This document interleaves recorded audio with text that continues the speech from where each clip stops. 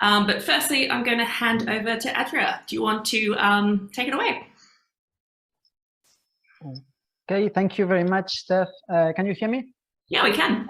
Excellent. So I'm going to share my screen.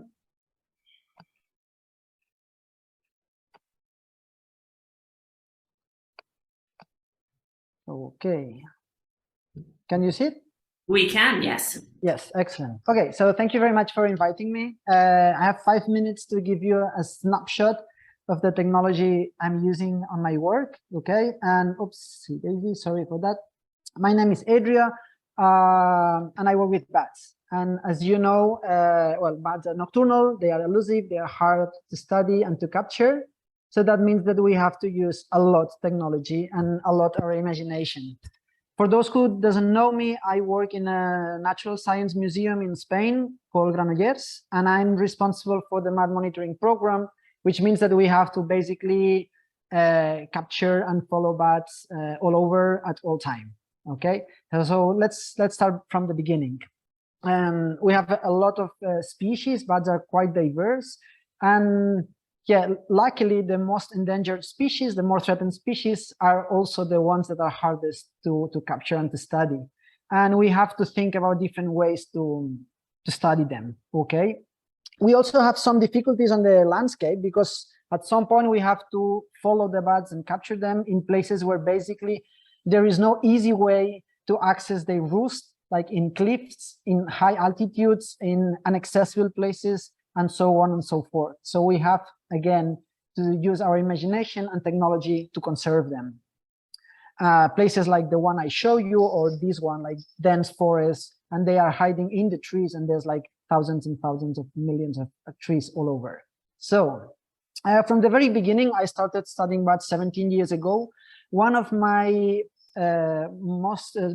favorite techniques was radio tracking, trying to understand where they are, where they go to hunt some prey, how they move on the landscape. And we used to use traditional techniques like radio telemetry with VHF emitters and antennas, and just basically walking a lot in the mountain, following them as close as possible, triangulation, and this kind of techniques.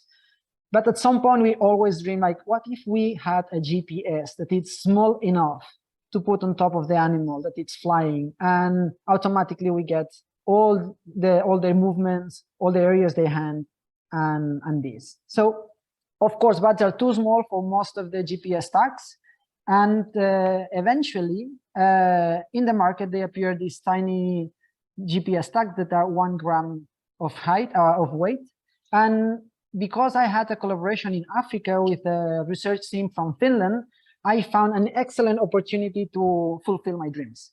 Basically, we were studying in the Lake Turkana, the lake that you can see on the top of the map. And this lake is basically surrounded by a desert landscape, like absolutely flat area with only few trees, but everything else is bushland and sand. What you can see on the bottom is actually a river of sand. And we have only one place with water, which is the lake. Basically, it's the only free water available in the whole area. And also, we have this structure that you can see here. It's actually a river, although you cannot see any drop of water. And this is the only place where bats can roost, the only place that you can actually find them. And also, they have these bats that they are so big that you can actually feed 1 gram tag on top of them.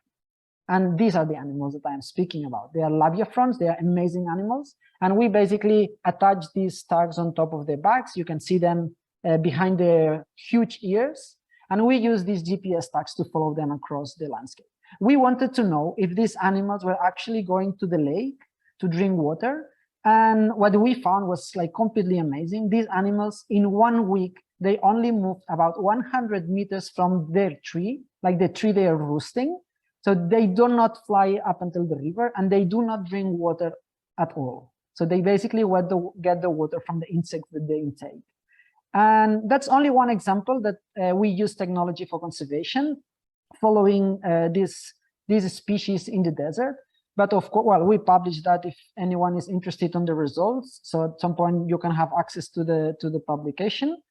But again, because I'm giving you a snapshot of everything that I'm doing, I will present other ways we use technology in multiple ways to monitor bats from the museum where I work now. One of the things that we do is going down like 300, 400, or 500 meters below the, below the ground in caves. We are doing caving, speleology. And of course, we use traditional techniques like using basically ropes to go down, but we use technology like detectors to set them inside the caves and trying to detect species. And why is that? Because while some species are used to roost in clusters, like thousands of animals together, and they are relatively easy to spot, then you also have individual species that are more sensitive and more elusive, that they hide in the crevices, and there is no way you can find it in a 2 kilometers long cave. So we use technology to actually detect them. But also we use technology when they emerge flying from the cave. We use near-infrared recordings with external focuses and video cameras to record the emergence and count them, as you can see here in the video. If you pay attention, you will see a tiny ball of fur like emerging at high speed from the cave. So we can count them very easily. And if eventually there is several species in the cave, we combine that synchronously with acoustics, so we can actually separate the species thanks to their signature on the voice. So we record them acoustically with ultrasound, something that we cannot even hear with our ears. We combine that synchronously with the video, and then we know the number and the species. Again, outside from the case, we also like to know which bat species are hunting in our landscape. So we use tiny detectors that are pioneering. I think that most of you know AudioMoth, like these tiny ultrasound detectors that they are now used in every corner of the world. So we use them. And thanks to the echolocations, like passive acoustic recorders, we can actually identify so many species, see where they are hunting.